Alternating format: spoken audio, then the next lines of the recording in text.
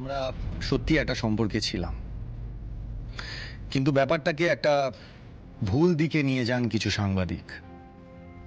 তা আমার চরিত্র হননের চেষ্টা করেন, কিন্তু আমি যে আশির কোনো সুযোগ নিইনি, এই বিয়েটা তার প্রমাণ।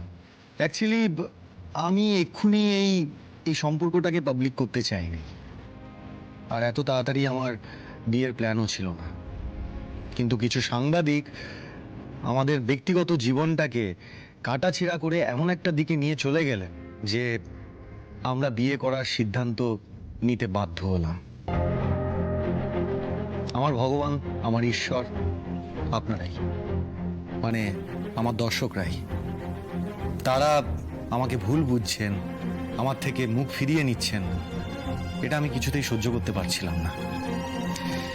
তাই আমি আশির সাথে কথা বলি, আর আমরা দুজনে মিলে বিয়ে করার সিদ্ধান্ত নিই।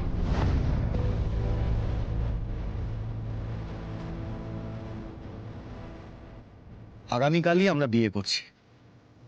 আমি শুধু এটাই বলবো যে আপনাদের শুভকামনা, আপনাদের ভালোবাসা আগামী দিনে আমাদের পাথে হোক। আজ পর্যন্ত কোনোদিন এত বড় মিথ্যে বলিনি বজরংবলী, কোনোদিন মিথ্যেকে প্রশ্রয়ও দিইনি।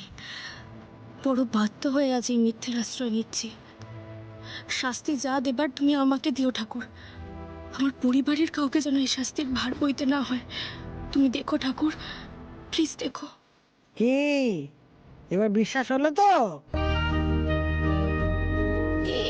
জি, বিশ্বাস তো আগেই হয়েছে, শুধু সাক্ষ্যজিতের মুখ থেকে শুনে একটু স্বস্তি পেলাম।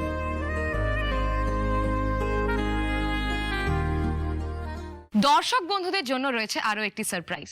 আপনারা দেখলে হয়তো অবাক হবেন, সাক্ষ্যজিৎ চ্যাটার্জিকে শুভ কামনা জানাতে হাজির হয়েছেন তার প্রাক্তন মধুবন।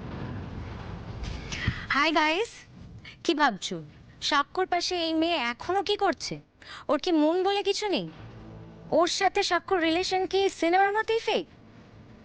নো গাইস, অ্যাকচুয়ালি কি বলতো, যত দিন গড়িয়েছে আমরা বুঝতে পেরেছি যে আমাদের অন স্ক্রিন সম্পর্কটা যতটা ওয়ার্ক করেছে, অফ স্ক্রিন ততটা ওয়ার্ক করে। তাই আমরা ডিসাইড করলাম সেপারেশনে চলে যাব। আর তার মধ্যেই সাক্ষর জীবনে চলে এলো আরশি। সাক্ষ্য আবার প্রেমে পড়লো। প্রথমটা আমার একটু খারাপ লেগেছিল ঠিকই, কিন্তু পরে সব দিকটা ভেবে দেখলাম সাক্ষ্যর খুশিতেই আমার খুশি। সাক্ষ্য যদি আরশিকে বিয়ে করে সুখী হয়, তাহলে সব থেকে ভালো লাগবে বেশি আমার। আসলে আমরা খুব ভালো বন্ধু তো।